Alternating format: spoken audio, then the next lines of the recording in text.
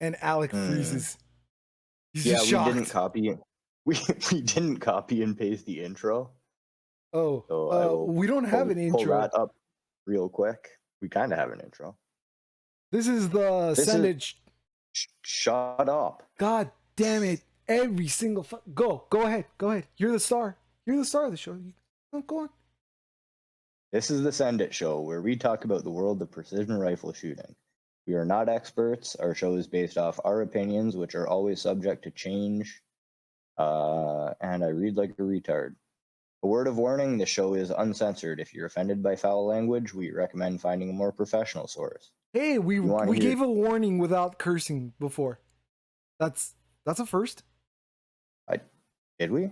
Yeah, like we usually like swear, Swear like 5 or 6 times? and then we're like, oh yeah, by the way, sorry, I cut Okay. the intro. My fucking dog is drinking out of his water bowl, and I bet my mic is picking that up. It is. It is. Fantastic. It's impressive though. That's quality right there. Speaking of quality, Professionalism at its finest. yep. Speaking of quality, that's what we're getting into today. We're gonna get into scopes. We're gonna talk about the features and what you're looking for when you're purchasing your scope. So basically, this is not the scope that we discussed in the first episode. This is gonna be your precision rifle scope. This is gonna be, your exposed turrets, the cool clickety clackety, all the numbers and scary stuff. This is gonna be that. What do you think, Yeah, Alec? you're one. Mhm. Once you kind of know what you're doing and you need a good scope is what we're talking about. Yeah. Although, it's very difficult when it comes to scopes. I understand how expensive scopes are. It's really difficult, especially the first time around when you're dropping like pretty much what you spent on your rifle. If some in some cases, most cases, more. Twice. Um, Spend twice on your rifle, on your scope what you spend on your rifle. it's a difficult pill to swallow. Um, It's but not negotiable, Roden. I'm trying to ease them in, Alec. And give them some lube. You're just gonna go and dry. Like, come on, we're trying to convince people over here. Yeah, it's difficult to justify. It's very important though, but not everything is important. And just to be clear, just because something's expensive doesn't mean it doesn't necessarily mean it's quality. And just because something's inexpensive doesn't mean it's not either. 100% couldn't agree more. I'm lucky enough that I get to see a lot of optics. I'm really lucky because I get to see optics across the board, the high end stuff that I will never be able to afford, the high end stuff that, if I sell a car or something, one day my wife comes home and her car is not there or something, I might be able to A get kidney. that. A kidney. You've got two. Yeah. It's easily worth the trade-off. 100%. I mean, have you seen those like spotters where it's like those military $30,000, or was it Trigicon came out with their like wind reading spotting scope? That's worth the So fucking kidney. Come on, man. easily. No, I have not seen this. Um. So I guess let's list some of the features. Um. First on the list we have first focal plane, second focal plane. I'm gonna give it to Alec because Alec explains this a lot better than I. Okay. Um, like we talked about in episode 1, if you've got any sort of inexpensive, Bushnell 3-9, any hunting scope, odds are good it is second focal plane. What that means if you have a duplex reticle is jack shit, but what it means if you have subtensions in your reticle, and subtensions again are hash marks indicating mils or MOA or whatever your scope is If it's getting rated for. complicated, just think of a ruler. Each Yeah. each line is giving you a measurement. Mils, MOA, they're two different things, but they're made for the same function. It's think about centimeters and inches. Those lines are telling you a certain distance. Right. And so the important thing to note is second focal plane, the reticle does not scale with your magnification. Your Correct. reticle is a standard size, which means that those measurements are only accurate at a specific magnification. Right. 9 times out of 10, that'll be the maximum magnification setting on your scope. I have seen scopes where it's less than the maximum magnification setting. Check your user manual. Check your user manual. Always. First focal plane is the exact opposite of that. Your reticle scales in direct relation with your magnification, and those measurements will be accurate at any magnification setting. Right. So think about when you're zooming into an object, right? Your magnification, I call it zooming. When you zoom into an object, what happens to that object? It gets larger, right? It increases in size. What Alec is describing is when it's on the first focal plane, the reticle is also getting larger. So as your target gets larger, so is your reticle. Those little lines, they're getting larger too. Everything remains relative to each other. It's no matter what, because of the distance of your target, those lines, the lines in between, or how many lines it covers, that target will always remain the same because it gets larger as you're increasing the size. It gets smaller as you're zooming back out, decreasing the size. Oh, I'm a very visual person. It's hard to describe that. Sorry. Obviously, first focal plane is the more desirable of the two because it makes your measurements and holds and whatever you're doing just that much easier. 100%. So if you're gonna go buy a new scope, like if you don't already have a scope, and you're gonna go buy a new scope, first focal plane, don't think about it. But one small caveat, they're gonna be a little more expensive. Well, in some cases a lot more, but honestly, I wouldn't imagine using the second focal plane for precision shooting. Often, but not always. There's some seriously high dollar second focal planes out there. Okay, and I guess I misspoke. I guess maybe Alec is referring to like the F class stuff. Yeah, I was gonna say typically I think those are more like bench rest. Yeah, and it's actually pretty cool because these guys get to use their 60 power. They're not shooting at 60 power, but what they're doing is they're shooting and they're like zooming in like it's a spotting scope. They get to see their impact because remember they're shooting paper. And they get to they come back out to whichever power that. But most of the time they're using like crosshair reticles where they're probably dialing everything in anyway. Wow. Quick note for the listeners. I'm all over the place today. Oh, you're scattered. Quick note to the listeners, I'm fighting a cold. I'm going to do my best not to cough, hack, and snort into the microphone like some podcasts. But if one slips by the mute button, I don't give a fuck. He won't sneeze and stuff. He won't cough, but like he'll straight burp into the fucking mic.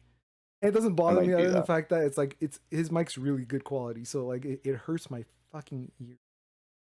How else would you know you're picking up my audio? That's true. It's a good test. Exposed turrets. So your turrets are those dials. First episode they were under the caps. They were, we set it up. We put the caps back on. We forget about it. We're zeroed. We'll never touch that again. God forbid if you ever lose that zero. How would we ever get that back? That's not what these scopes have exposed turrets, and we are gonna use those suckers. We're gonna move them. We're gonna mess with them. We're gonna dial in. We're gonna dial out. We're gonna zero and re-zero and re-zero, and you're not gonna be afraid to use those because you're gonna know exactly how to use those. Exposed turrets are definitely what we're going for over here. Mm-hmm. Yeah, and that's what they're meant for. Right. We're gonna use them. So did we go over MOA and mills? No, you kind of went over it, but I think we touched on it. You have to make a decision basically. Which are you gonna go with? MOA, minutes of angle, or mil, which is what, mil rating? Mil radian. I shoot mil. Alex shoots MOA. I don't care. And it's a nightmare. What is MOA? Talking to you. Hey, Roden, what'd you miss by? Oh, 1.5 mils. I don't know what the fuck that is, Roden. How many inches? How many Fuck inches if I did you know. miss? It's a mil. What's a mil? No clue. No clue. This is why I keep telling for the listeners who are debating on like the math, the science, and all that stuff. Dude, I don't know. I don't know what the fuck a mil is. I'm not saying it's the right way of like doing it, but I'm telling you, I could do it. I shoot long range, I shoot precision, I do it all. I do not know what 1 mil is at a blah blah blah. It doesn't matter. I could get Alex scope and rifle, and I could do just fine. Even though I don't know what MOA is either. I strictly use that as a ruler. So just a quick explanation of what a ruler is.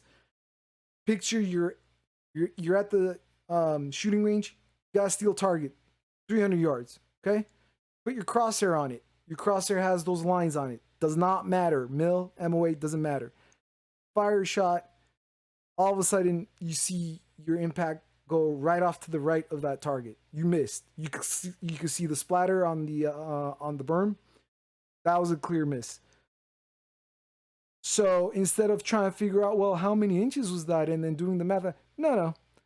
I get the center of my crosshair and I put it right around where I thought I missed. And that's why it's important to follow your shots. Once I figure that out, I count how many mils off to the right I was. So I just count how many mils would it take to get to the center of the target. Once I have that number, it's a matter of going that much over. You could use it as a ruler of like a target over, half a target over. The trouble comes in when it's going to depend on who you're shooting with and usually what you're going to get into. What are you going to go for, the PRS NRL? Are you going to go for F class? MOA is, Alec, it's more precise, right? MOA is slightly more precise than mil. Mil or MOA, if you're shooting MOA, your turrets will most likely adjust in 0.25 MOA increments. If you're shooting mil, they will adjust in 1/10 of a mil increment. 0.25 MOA is a smaller value than 1/10 of a mil. It's not huge. Even at 1,000, it's not huge. But MOA is slightly more precise. So I'm not good enough to ever shoot that. And my targets are, I think, I don't know. As an MOA shooter, I'm going to advise you to go mil, because mil is what everybody else does. I shoot MOA because I started shooting MOA, and it's a system I learned, and it's what I'm familiar with. And I, at one point, did make a conscious effort to try to learn mil, but I don't have a head for numbers and math. No, bullshit. Bullshit. Alec does have the number, has that capability, and that's why he can't make the switch from mils, because I don't know any better. Just give me something that has like indicators in there and I'm going to use it as we go, So for me, a switch would be easier. Believe it or not, after a certain number of years looking down a scope, your eyes get adjusted to the distances of those lines. And with MOA, man, you guys are fucking picky cunts. It's like, do we need that much? Do we really need to be that precise? Because I know I'm not. Like, it's like they're very close to each other. Honestly, there. Yeah. So shoot mil because that's what everyone else is doing. And I will also add the caveat that if you have a head for numbers, the formulas you can use to range an unknown distance target are easier to do in your head mils than they are in MOA. Very true. I can't do either, so it's useless to me. Me too. But inches are like what we thinking, so that's 1+ for the MOA, but again, if you're shooting a paper target and you see that you're off, instead of trying to figure out, that hole, how many inches is it away? Because you could backtrack that. You could figure out the inches And if you're using an MOA, you could calculate how many minutes of angles you're at and do the math, and you could come out with the figure. But why not just place that ruler on top of it, and whatever your turrets, the turny knobby things, the clicks, those are in line with your reticle. So if you see, Uh, Mhm. should be. There Oh, is such a thing as scopes that have minute of angle turrets and mill reticles. Don't buy those. um, yeah, you know, yeah, don't it makes things. I think I could use them now, but when you're starting off, it's gonna be a fucking shit show. Well, and there's no need. There's no justification for it. Just buy one that does both the same. I agree. Just, you know what? Yeah, forget it. Yeah, just mill. If you're gonna buy a mill, make sure it's mill, and be very careful when you guys are buying online or anything like that, or at the store. Make sure you read everything, like all the specs. Like if it's a mill dot, it'll be mill. It should be mill reticles. If it's minutes of angle reticle, it should be minutes of angle adjustments. And I really honestly think scope manufacturers are doing a lot better. This was a bigger issue like just 5 years ago where you really need to be careful. But if you are buying an older optic, keep that in mind. Uh, Make sure they match. Yep.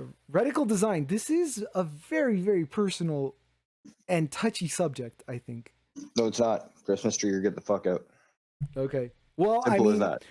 so what Alex is talking about is the Christmas tree. You guys may have seen them in pictures online where it's not just a crosshair with lines on them, or like your standard mill dot, which they actually look like dots on a crosshair.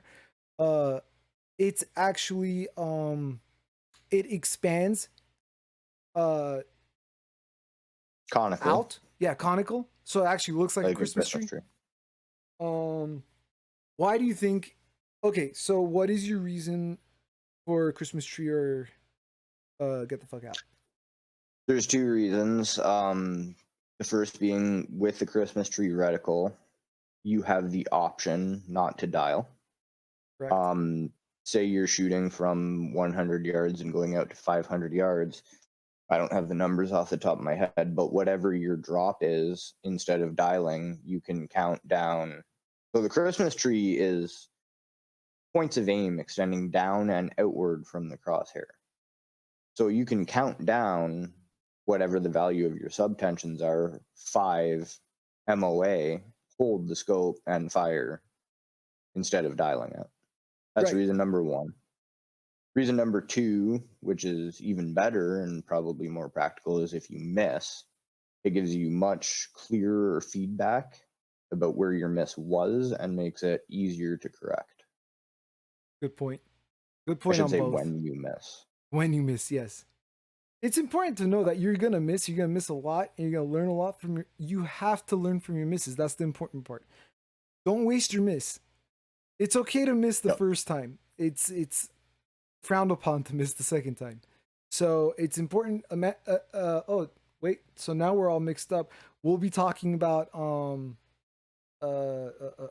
form and how to get on your rifle. And these stepping stones, they're really important because you might be a good shooter, but if your rifle is bouncing around and you can't call your shots, you can't see your impacts, well, you're not going to be able to correct yourself. And you know what? There's not always going to be a spotter with you. I rarely get the luxury of having a spotter, you know? Makes sense. So on that note, the cons of a Christmas tree is because you have uh more lines, more clutter, I like to call it, on your in your view, Sight picture. sight picture. You're Yes, targets actually do get washed out if they're small enough or if they're far enough. Um, Things can get very confusing in there. I think it's a personal thing. I don't. I've recently gone to liking the Christmas tree, but I do not like it when there's so much information crammed in there, and I know these guys work their asses off to come out with new reticle designs, and they want to give you your hold for moving targets, and they want to make it easier. But the more features they pack in there, the more clutter there is, and I feel like it's, especially for new shooters, um, very overwhelming. That being Yeah. said, if you don't have enough and you get used to what Alec was talking about, it gives you those indicators no matter what. When you don't have it, you start missing it because you're in what I call, or what we call, no man's land, which is just So emptiness. yes, and then you're just holding an empty space. Yeah, we're Listeners, for a precisely visual Kentucky. reference, right? For a visual reference, Google EPR7. That's a reticle by Vortex. That will be like not quite, but almost your bare bones, simple as you get Christmas tree reticle. Perfect. And then Rodent is a big fan. I do love it. I could use more information. So conversely, Google the Tremor 3 reticle, and that is a busy clusterfuck going on. Yeah. Um, The there's person a who lot. designed it did a very good job designing it and stuff. It's just a lot of information. Oh yeah, it's super crazy useful, but it's a lot to know and understand and pay attention to. Right. So that's absolutely 100% personal choice. Right.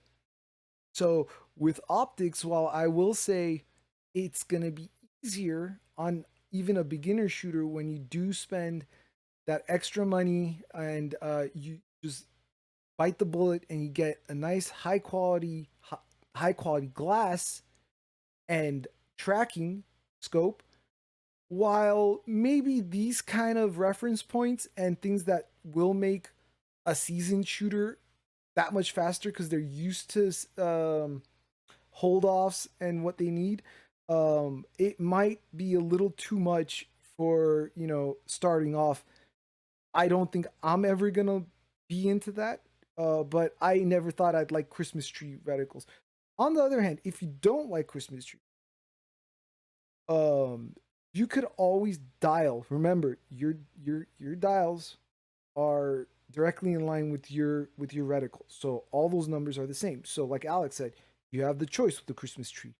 But if you don't have a Christmas tree and you only have a crosshair, you do have the option to dial for elevation, and then your horizontal line for your wind, you could hold off on those as well. We generally don't dial for. What do you think about dialing for wind?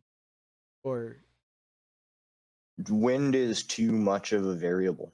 It's like wind's not going to stay the same long enough to be worth dialing for. yep. We could we could expand further, but I don't want to confuse anyone at this point. There are certain things that you could dial, but let's try to keep it as simple as possible. But yeah, so Christmas tree, or you're gonna go crosshair. Alec, I'm gonna have to side with Alec, but when you're gonna go with the Christmas tree reticle, just, you know, all those features and stuff are really cool, but honestly, man, try to keep it a bit simple. Try to keep it like where you're not lost. You have indicators, but let's not worry about target speed and all that right now. Um, what do you think, Alec? Yep, I agree. What's your ideal reticle? So they could Google that. They could I get don't an think it idea. has been made yet. Yeah, I know, but like, I mean, I am a huge fan of the concept of David Tubbs' DTAC reticle. let's not, let's not. But That's yeah, way too very complicated advanced. to talk about. It's a genius design, but don't even Google that, folks. Don't. Yeah, it's a good design, but I agree with Alec on that. For me, if you're gonna go crosshair, I think it's the MR reticle.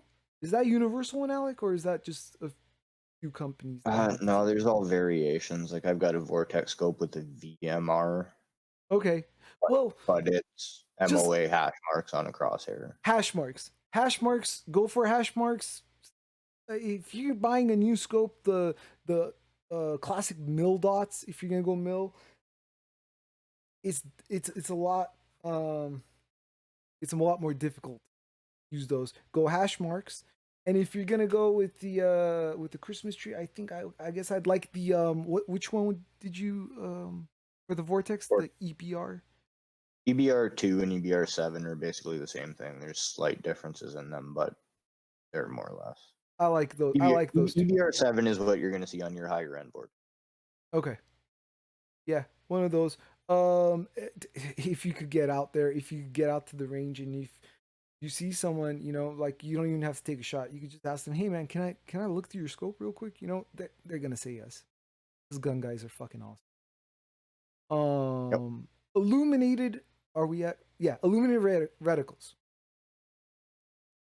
I feel like illuminated reticles are gimmicky and unnecessary. If I could get the exact same scope $100 less without an illuminated reticle, I'd do it in a heartbeat. I side with Alec on this. I don't know about the gimmicky because I have no use for one, and maybe I don't know how to use one correctly. Um, I have a scope that's illuminated reticle. I've just never used it, and please don't think LPVO illuminated reticle. As far as my optics go, I've never once seen the reticle lit up during the day. When you start seeing those illuminations, is usually like the when the sun's rising and setting.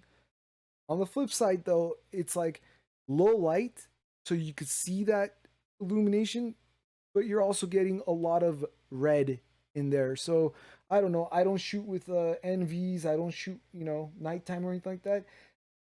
I agree with Alec on if you could buy a higher quality optic, um, or maybe get another feature like I don't know, I would go. I would definitely drop illuminated reticle if it was a option.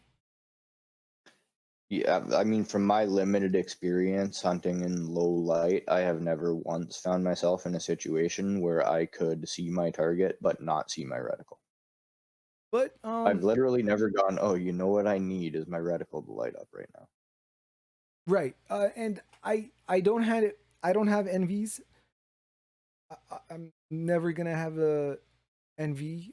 I don't hunt, so uh, if the scope comes with it, great. But it's not a make or break. And if you could get something of a higher quality, don't let illuminated reticle be the one factor that stops you from getting the other brand or the other Yeah. model. Eye relief. And there's nothing wrong with it at all. No, I mean I'm never gonna use it. Maybe some other people will. Who knows? I'm just saying, like, I don't know. Yep. Eye relief. Eye relief is important. Really important. Yeah. Especially if you don't want to be a pirate. Yeah. Okay. So if you're shooting a big bore, cartridge, something with like some oomph, something. Spend what is it, Alec? $3. $3 to pull a trigger. Yeah. You're gonna want some clearance between the back of that scope and your eyeball. Okay, because that fucker's coming back. It's coming back fast. Yeah, you are not a brick wall. Your body is going to move and absorbing that recoil. And part of that is your shoulder is going to start to move before your head does. And you don't want your eye in the way of that scope as it comes back. What? If you're shooting low, like if you're shooting something like what I shoot, and it's really not that much recoil anyway. But if you're thinking about getting into the PRS, NRL positional shooting, you want eye relief. You're never going to be in a comfortable position. You know those barricades and stuff they build? You ever wonder why they're a little bit too tall or a little bit too short? It's not meant to be comfortable. That's the whole game, right? So you're going to build positions and you're going to try to get stable. The last thing you want is a stable position, but you can't see a nice, clear, crisp image with no black shadows around you, because that's a miss, my friend. I don't know if I've ever asked you, what's the eye relief on your competition scope? I don't have the number, but it's better than some, but not as good as others. The scope before this had less magnification, great eye relief. Um, Hmm. if I had to put a number on it, I would say around the 2, I guess. Really? Is that a lot? No. I have Short. 3.9 inches eye relief on the optic I currently have on my rifle. Right. So like again, it's gonna be a give and take thing with optics. It always is. It doesn't a $3,000 optic doesn't necessarily mean it's the best optic for you. You know, you have to decide. I mean, that eye relief that Alec described is fucking luxurious, man. That is awesome. If you guys are wondering about eye relief, just Google like an ACOG 4X. When they say nose to the charging handle on an AR-15, they mean it literally. You have to be that close to the ACOG on the 4X to get that sight picture. So it's like, but what do you gain? You're gaining field of view. When you get the 3X, you get a much larger uh,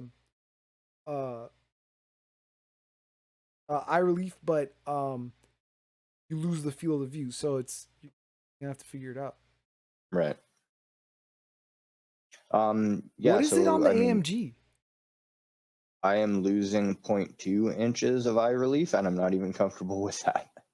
Uh, wait. So point if you're losing 0.2, you're still in the 3 inch. 3.7. 3.2, 3.5.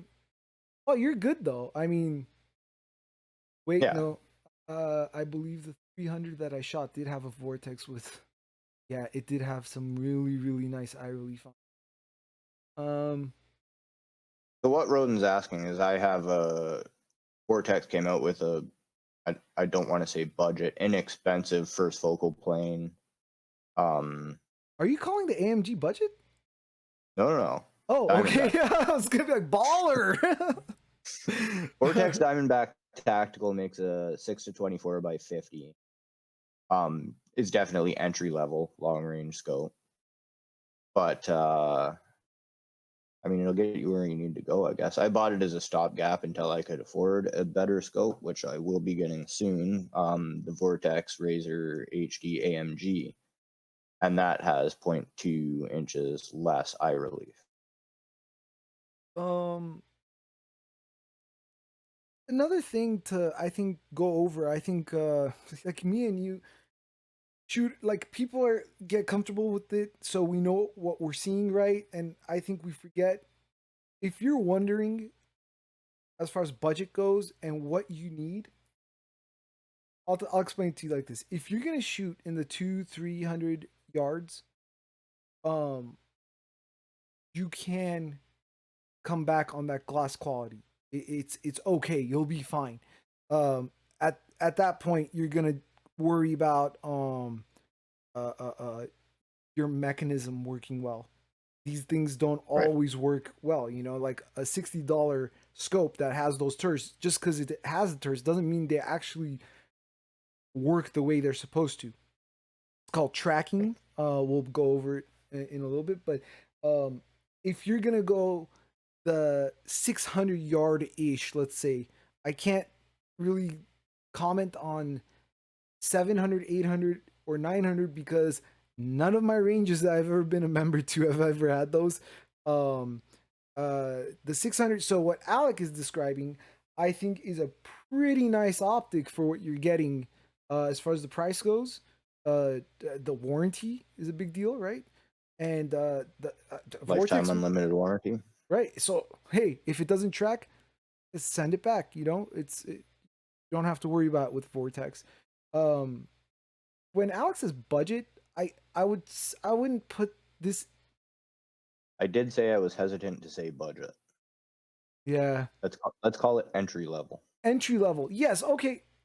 I would call it almost minimum. Not Yeah. necessarily this model, but like the features that this model gives you and the quality, I guess, of it. If you want to do your, 500, 600, you're going to want to start off in this category. That you're going to start worrying about the high glass quality as you start pushing out, as the range gets further, as your Mirage and your sight picture. Just because one scope is 25x does not make it any better than the scope that's 15x. 15x is a higher quality glass.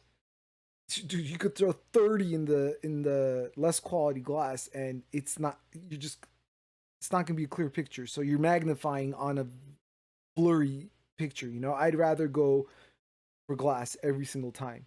Like, I'd go for a fixed 10, I guess, over like 30 magnification, but it's like low quality glass. Yep, Uh, I objective agree. lens size. How do you feel about objective lens size? I don't know enough to talk about this. So the objective lens is, gosh, I think, okay, so it brings in light, right? Yes. Okay. Rod and I were just talking before the show how little we understand about how scopes actually work. It's Like, so can we true. use them? Fuck yeah. But how do they work? I don't know. You turn the power knob and the elves inside stretch the image and you fucking zoom in and you send it. Fucking magic. No, Magic. yeah. PFM. Yeah, like we know the terminology. I know what it does. I fairly good at picking out optics. It's just because I get to look at them all the time. Man, sometimes I will tell you I could look at a glass and I could be like, this was made in the same factory as this. Like, but how does it work? No clue. There's like a little wizard in there or something fucking magnifying Right. things. So yeah, you want that scope to bring in light. So generally speaking, the bigger objective lens is gonna bring in more light. I think everything gets thrown out the window once you start going with like higher quality glass. Yes. A 50 millimeter objective lens of shitty glass is going to take in less light than 40 millimeters of high quality glass. It's all balance, right? And this Yeah, is why you end up spending big money on scopes. right. It just you're gonna get what you pay for. Hopefully, do your research. That's why in the beginning of the show, just because it's expensive doesn't mean it's quality. But generally speaking, it, you know, do your research, find out. This is a choice you're gonna have to make. It's gonna be very difficult for a first time shooter who, like, the most they've spent on glass, if ever, is like a $300 red dot or a $200 red dot, or like maybe like a $300-$400 LPVO. It's difficult to grasp that concept of like, you want me to spend how much on glass? At the same time, if this is something you're serious about, I'm on the buy once cry once camp, but I know it's not practical, and I know this is not going to be your first scope, your last No. scope. No, And if you buy cheap, you're going to learn your own limitations pretty quickly. correct. Again, go to the range, ask the dude next to you with the Schmidt, or if they have something of a higher quality, just take a look. It's nice to see it next to each other when they're right next to each other, so you can make that comparison of like, okay, what does my target look like in my scope? Now let me look at through that guy, and then if he has a higher quality optic, you're gonna be like, holy shit, you can see like the material, or like the paint peeling off the steel. It's and none of that matters. But as you go further out, it's a matter of seeing the target or not really seeing the target that well. Misses. Spotting your misses is probably the biggest indicator. You want to be able to see where your shots are going. You're going to strain your eyes and maybe make it impossible with lower quality glass. Tube size. Tube size. And we're not talking about, never mind. Stakes. Tube size. What do you think? Well, tube size generally, but not always, correlates with how much available elevation you can dial, yes? This is how I understand it. But once again, Magic. magic, because if you pay more, apparently magically it doesn't matter. You still get, you. Well, they put better elves in the scope, bro. That's true. That's true. High quality elves is what we're going for. Hmm. That's where your money's going. Okay,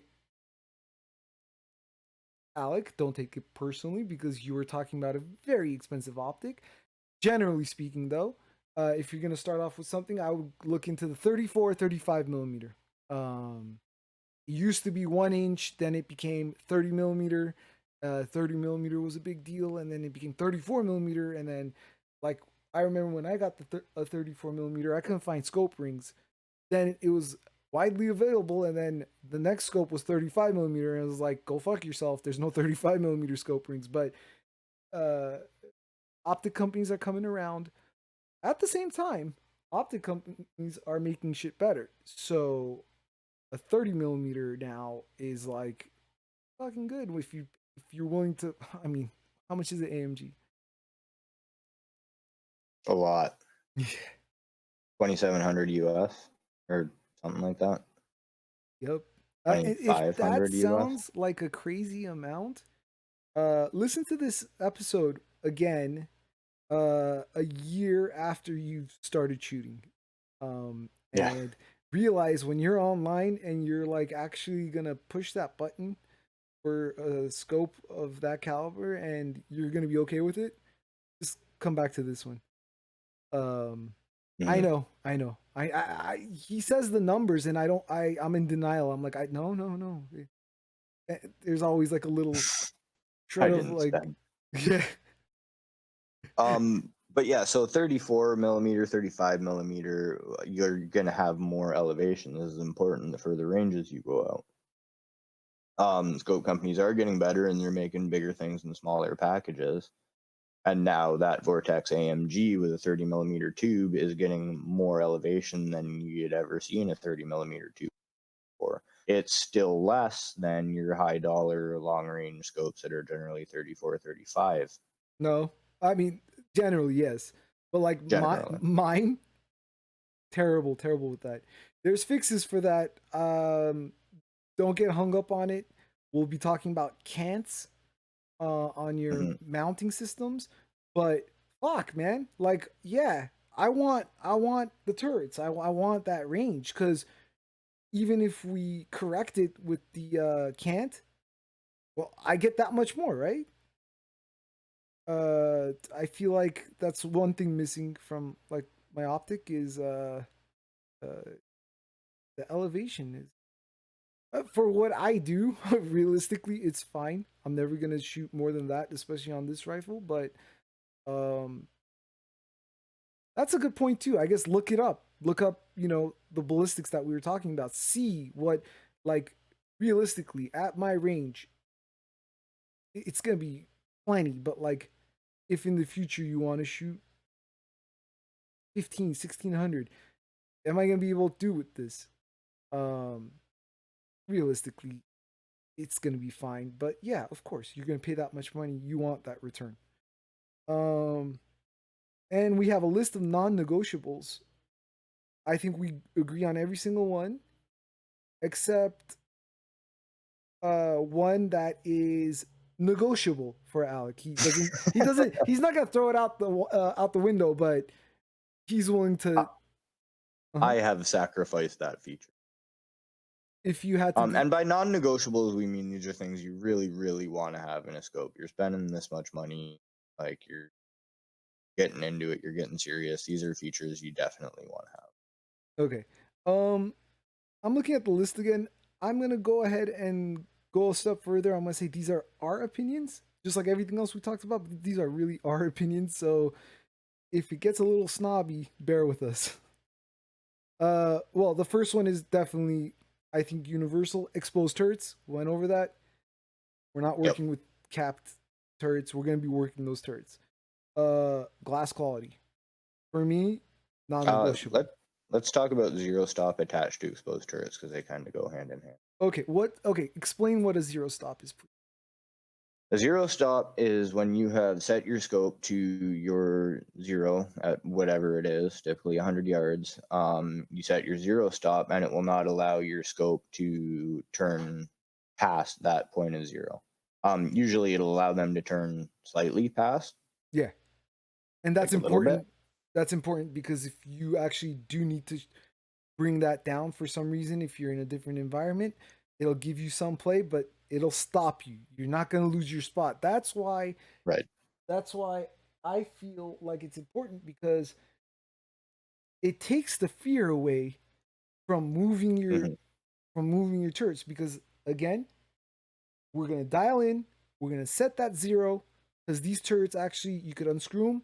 It's an external shell without moving the mechanism. Wherever your zero is, you just unscrew it, turn it around, pop your zero there. That's your zero forever. With a zero stop, man, you could just be spinning it all day, but you know Yeah, that you could if you hit get home. lost, you can always spin it right back to zero. You're home.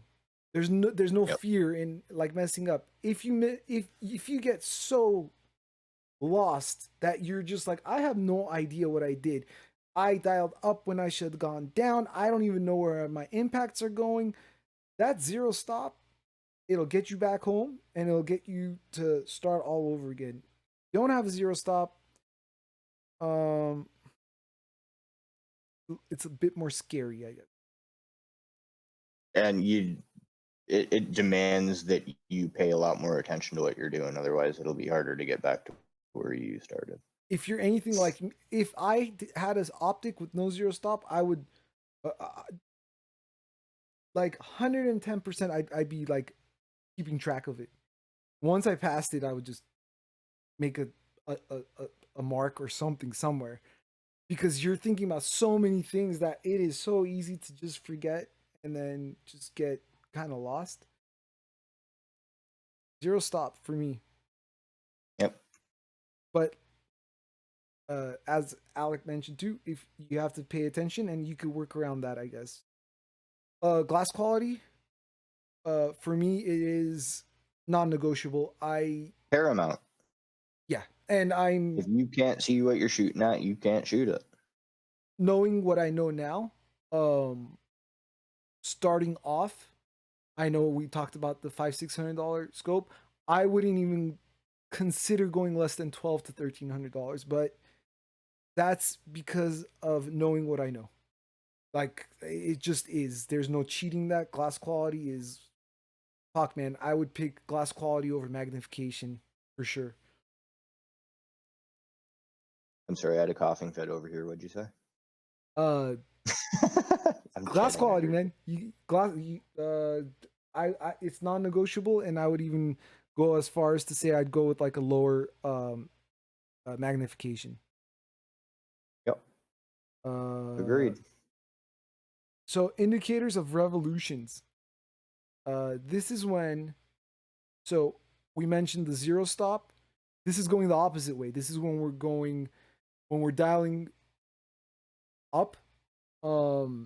When you make that first revolution where the zero passes its point again, um, generally scopes will have an indicator. Like for instance, a Mark V will have the locking turret button, kind of like, Loophole.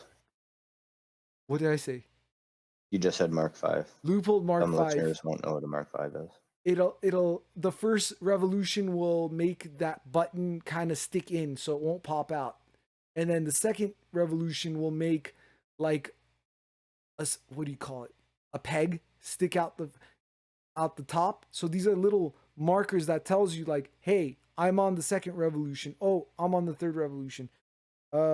Just like the other way to zero, I think this is just as important to know where you are going up. Yeah. This was our one point of contention, and only because I'm defending my choice to buy a scope without one. Okay. And I apologize then. I thought it was the zero stop. So we agree on the zero stop. Oh yeah. Uh, uh, uh, so the indicator of the AMG doesn't have one? It does not. See, it ain't The core, so. according to Vortex, they polled a bunch of top PRS shooters and stuff and said, how badly do we need it? And we're generally told it was unnecessary. So suck on that, Roden. Okay, fair, fair. Because generally, I'm never gonna go that revolution in a PRS match. Well, and Vortex did that because the entire point of that scope is a crossover hunting tactical. They kept it smaller and lighter and were looking to cut weight. And they said, how much is this necessary? And people told them, not so much. Ironically, they cut down on the weight, and we're adding weights to our rifles. Yeah. No, I totally agree. The loophole. Mark V is definitely one of those scopes where it was, they really went out and they really went to the matches and they asked the shooters, like, what are you looking for in a scope? And you could see it right off the bat when you look at that scope where it's like, this is made for competition. The windage is capped. I said like non-negotiable, like exposed turrets. The freaking windage is capped. I mean, you could take the cap off; it's still a exposed turret, but like they include a cap because they're like, no one uses it. Everyone holds off on the wind. I did not know that. That's interesting. Yeah. They totally they capped that, and then the zero for the wind is in a very awkward spot where you would think the zero and the line would be like in the middle. They put it up, and upon first glance, you're kind of like, this is dumb. Like, I don't know. But once you mount that scope and you kind of do that number where you kind of look over when you're on the rifle, you're like, I see it. Like, that makes sense, Scope companies are listening, man. It's awesome, and I don't even blame them before because we had no way of communicating. Now we got the internet. They're hearing us. They're listening to us. It's just getting better, and it's gonna get less expensive as the technology gets better. Just don't wait, though. I mean, durability and reliability. Vortex is hard to beat on this. I mean, yep. These things are built like shit brick houses, and if anything happens to it, man, that lifetime warranty. Lots of companies might have lifetime warranties, but Vortex stands out, man. They truly stand behind their product, and honestly, don't abuse the system. But like, fuck, man, like, what is it? Take a hammer to it purposely? I think their slogan is like, we make rifle scopes, boat paddles, nail hammers, tent peg whackers, something like that. Yep. I'm being facetious, but pretty ridiculous things have been done to Vortex scopes and been repaired or replaced for free. Yeah. Like, don't abuse the system, Seriously. like Roden said. And if I catch you trying to smash up a $3,000 scope, I'm going to punch you in the mouth. It's fucked up. And what other company, what other industry gives you warranties like this? Buy anything else. Buy a car and be like, dude, I crashed into a fucking wall. I want a new one. Let's see how that works out for you. Don't take advantage of like companies like this because you know what? After a certain point, I'd pull it. I'd be like, fuck that. Mm-hmm. So same point. You bought a $3,000 optic and you're thinking, God, I would never. What are you crazy? Get into a match. Get into a match and Yeah. see yourself hanging off a fucking cliff just to get that 1 point. Yep, it happens that quick. It'll happen on your first match. I see guys with their military accuracy internationals. These things are built for abuse, Gets a little ding or something and they cry over it. Oh, I need to send it out to Cerakote. Dude, do you know what we do with it? It will break people's hearts what we do with our, because we don't care. And you know what? If it breaks, we don't want it. And companies have realized this, so they're making things better. But with a F-class rifle, you're not gonna see that abuse. With something more like the hunting guy, the PRS NRL shooter, where it's like, oh, you're gonna stick your rifle into that little cutout that they made for that barricade, and you're gonna have to shoot off that. You're not thinking about scratching your rifle. You have 2 minutes to get shots off. sometimes less.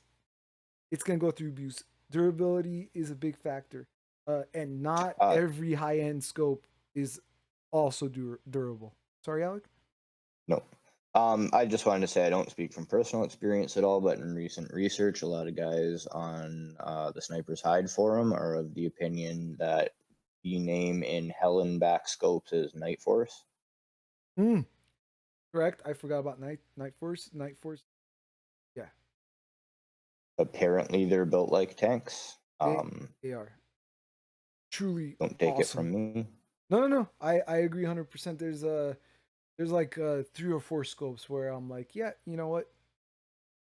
This scope and this model could be your end all be all. You don't need anything more than that. Honestly, what if you go to the NRL or PRS website, you could actually see like of graphs of like what people are using. I think Night Vortex might be first or second, but it's Night Force and Vortex. I Yeah, believe it. Night Force is um Tracking. tracking non-negotiable. If your shit doesn't track, The only thing more important than glass quality. yep, the two major things: glass quality, tracking.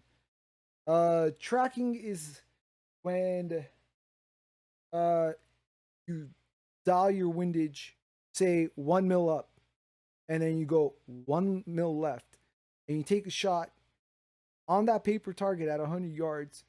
It better freaking line up to exactly where you shot, and then when you take it back to your zero, it better go back to zero. And I'm not talking about point 0.1 off. Oh, close enough. Close enough is okay at Not 100 good enough. yards, but nope. Close enough doesn't cut it for precision. Well, and those variances will stack too. Big time. So it goes to hell real quick. You should theoretically be able to aim at an exact point, dial your scope 5 clicks left, down, right, and back up, and end up at the exact same point. Correct. You could do box tracking test. Uh, this is when you we'll go over this another day. But there are tests that you could do to your own scope yourself, and you could tell if it's not good. I've actually sent the scope back. I'm not gonna give names. And I've done a tracking test. Give names, call them out. The Steiner T5XI. So this is actually the American model. It is not an inexpensive scope by any means, but the military models are about twice as expensive. And just to give you an idea, the American model is about 1,700 retail, I think. Um, the military models are like in the 27 to 3. Um, there is no excuse for a scope of that price to not track. They fixed it. That it was fine. I don't want to talk shit or anything, but I mean, test it. Just because you spent money doesn't mean that. See, look what happened to me. You know. Well, that's a great thing to say that they did fix it. That's worth knowing. Oh yeah, like sure we want things to work right the first time, but like fuck, like what if the company tells you to go pound sand? Like no, like they were like, yeah, no problem. I mean, they fixed it, and it was a very quick turnaround. It was like about 3 weeks where I got it back. I mean, shit, man. How many scopes are you gonna have? Like, you want your scope back fast. Something to consider. Where's your scope made? Mm-hmm. Where do they send it for repairs? If it's made in Austria, fucked. And so to give an example, that entry level option I was talking about, the Vortex Diamondback first focal plane, is said to be 97% accurate tracking. 97% is really good, but say you had to, not that your scope could, but say you were going to dial 100 MOA, you have only dialed 97 MOA. That's going to be a miss. 97% of the time. Right? Right? Because like you don't know when it's gonna do that? If it did it 100% of the time, would that be like 100%? I always took it to mean that it is giving you 97% of the true value. But you're right. I guess it could be It, means that it happens 97% 97% of of the the time. time. I think That's a it good could be point. either or, right? Because if it happened 100% of the time, where it's like, I know it doesn't do 100, I know it's 97, I'll go 3 extra, I could live with that. Repeatability, consistency, that's the name of the game, Yeah. right? You could fix all those things. It just has to be consistent. But if it's 97% of the time, it's throwing you 97%. That's a long day at the range. And we lost Alec. I don't know where he went. He might have lost internet connection. These are things to consider. Warranty. We lost you, Alec. You're back. Let's continue. So, things to consider. Warranty. We went over that pretty well. Look into your warranty. Look into the company's policy and what they cover and what they don't cover. Lifetime warranty doesn't always mean they're covering everything. Vortex is one of those companies that do. I mean, there's uh other companies that do Bushnell. as well. Which Loophole was one of the first ones that I found out about, and it's not. Make sure it's not only to the original owner. If you buy it secondhand or if you're gonna sell it, Yeah. it was Lifetime of the product warranty. correct. Loophole, I guess Bushnell, Alex said. Vortex. Just look into it, read the fine print, see what they cover. If you're confused, give them a call. Ask them straight up. Um, Resale value. Why do I bring up resale value? So if you buy a $500 optic and you're not happy with it, or you decided that, you know what, this is just not for me, or, I don't get out that often. God, I don't know. If you could sell the scope, you're going to get like pretty much, it's going to be like oh, and my rifle comes with the scope, kind of like a sweeten the deal kind of a thing. Now, on the flip side, if you go ahead and spend more, look at the resale value of high end optics. They're never gonna go down like to a point where it's like you're losing that much. Look at the resale value and make that choice.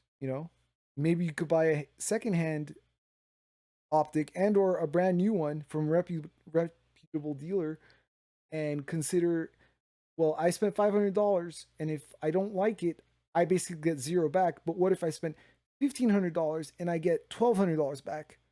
So you're already actually at a gain.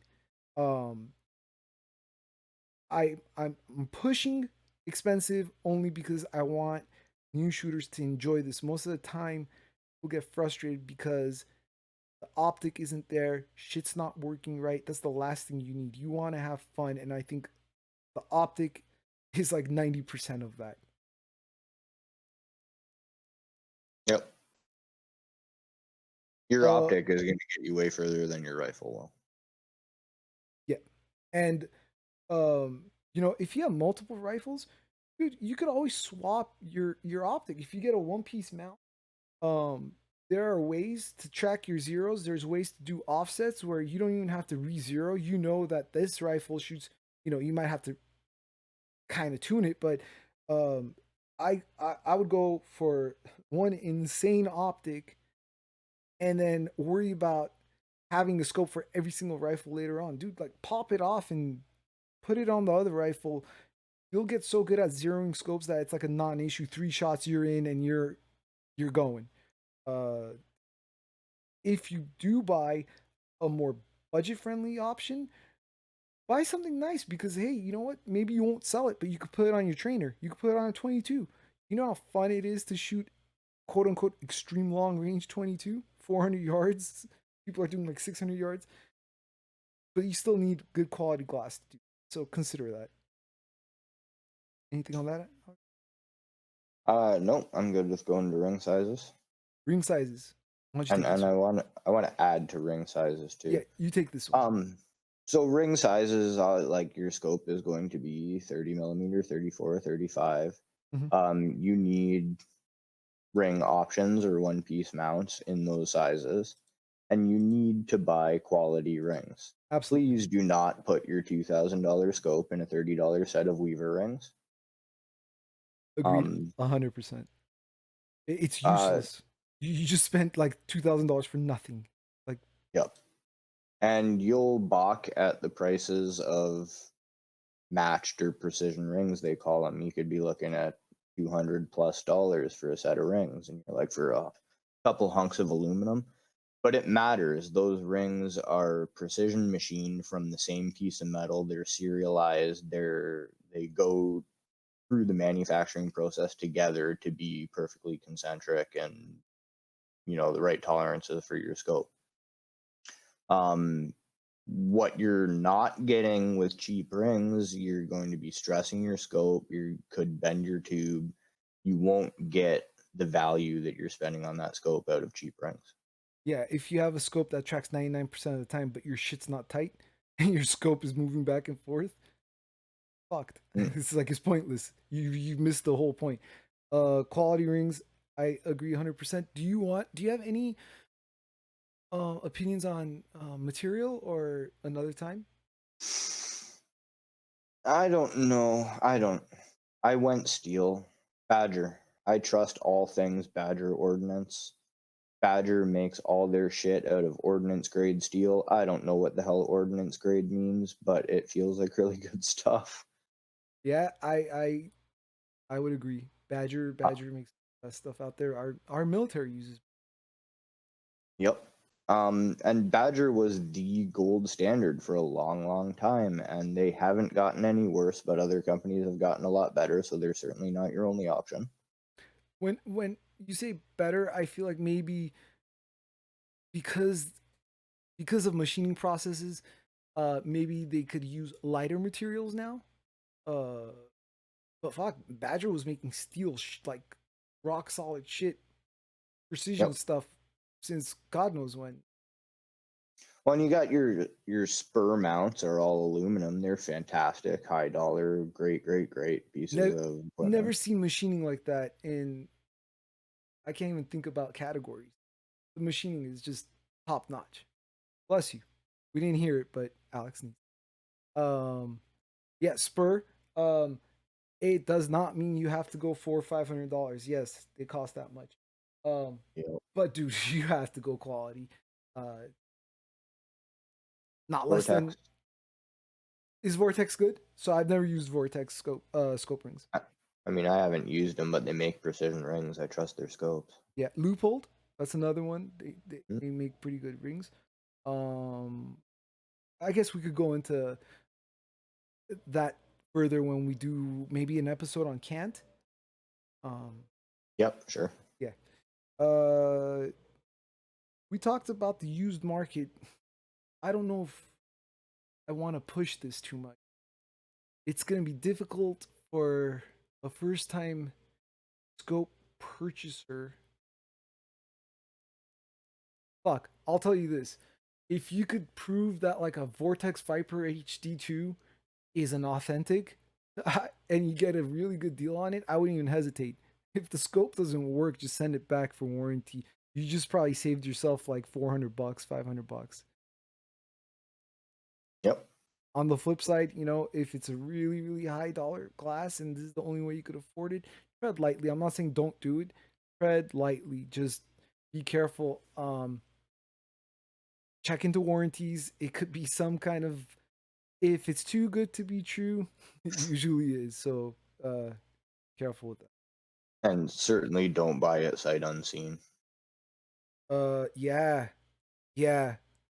It's a good way to buy quote unquote, I guess, used, or there are things called demos. I've done this a lot. A demo is basically a store will have an optic either mounted on their rifles or for customers to come in and look at, throughout its years on the shelf, using it, abusing it, whatever, turning the turrets, it's going to see some wear, it's going to see some external marks and stuff. But generally speaking, those optics go back to the manufacturer, the company. They do overhaul. If it needs anything replaced, they replace it. And they usually put their own seal back on it. and it could be sold as a demo, as a factory demo. So you still get that warranty, you still get pretty much everything. It's just cosmetically, it might not look nice.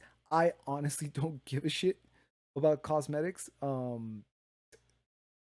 People spend thousands of dollars cerakoting uh battle what's it called? Battle worn Battle camouflage worn. on It's their like gun. battle worn for free, dude, for less.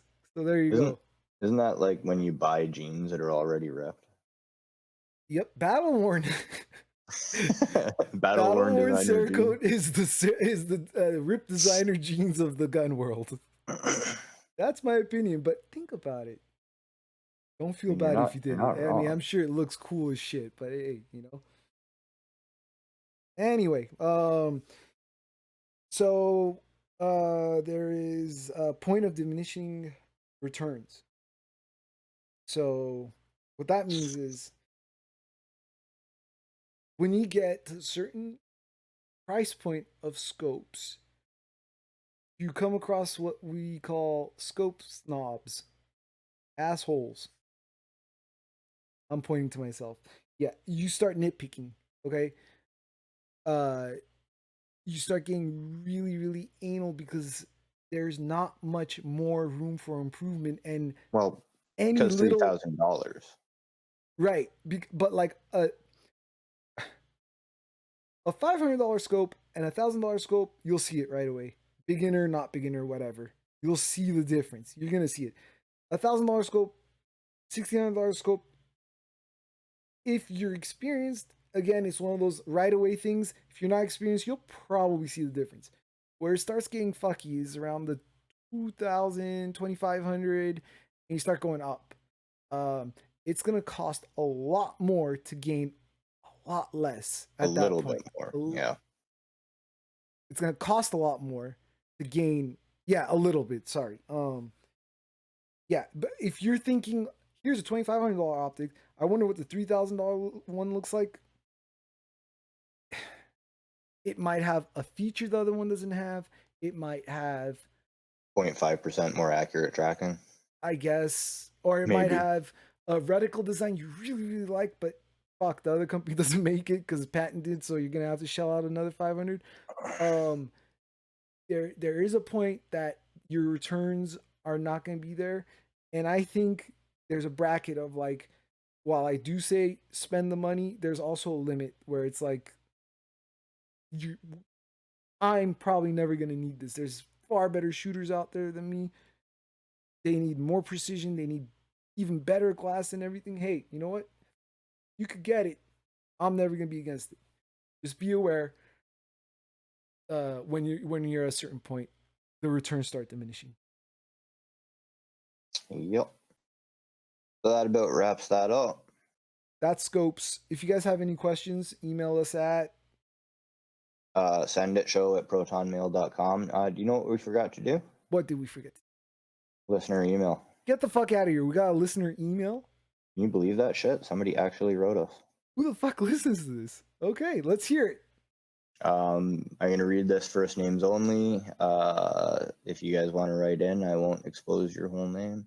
Or just tell This us don't expose my name at all and we won't. this is from Ethan. Hi, Ethan. Clearly in response to episode 1. Ethan says, instructions not clear, wet erase marker stuck in butt. God damn it. That's a common problem, man. If you're gonna shoot long range, you're gonna get those markers stuck in your butt once in a while. I don't know what to tell you. Yeah. Well, did he say which side, like cap side first, or You unspecific. when writing in questions to the Senate show, we take them very seriously. We will answer all of them. So this is very important. If it's cap side first, ask a friend. Ask a friend because shit could go south real fast, and then you're gonna have to explain to the doctor when he takes the X-ray why there's a pen cap. If it's the other way around, depending on depth, get some gloves, almost some traction, Mm-hmm. and Light a candle. you Put know on what? some berry white. I guess, Oh. I guess, even put some trash bags out. How much buildup there? You don't want to clean that mess up. and you're just gonna, like pulling a band-aid. And with that, that's scopes. Join Yeah. us for next week for, I don't know, what are we talking about? I don't know. We make this stuff up as we go along. Keep tuned. Um, Uh, keep listening. Comments, questions, send it show@protonmail.com. If you want to see our ugly mugs, we are on the Send It Show on YouTube. Yeah, keep checking our YouTube channel because I'm a visual person. I'm gonna try and make some visual examples for things that I can't explain better than my friend now, but maybe it'll help other people with that. I mean, fuck it, a picture's worth 1,000 words anyway, bud. That's right. All right. Later.